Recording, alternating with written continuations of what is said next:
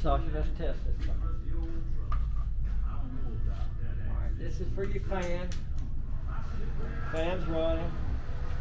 This is for your light. The light comes on. I checked the wiring on your dryer receptacle. You got everything installed correctly on that. And your receptacle circuits are checking out with the proper testing lights showing. This is a typical laundry room. You want to operate your switches, Sasha? How about that? Nice job. Tyler's got room number 8. We're going to turn the power on. And we're going to check out his light or fan circuit. It's a light circuit. This is a light circuit. It's working. This is another one that's working.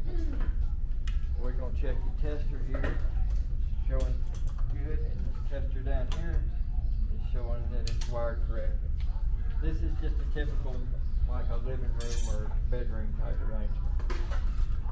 You want to operate your switches, Tyler?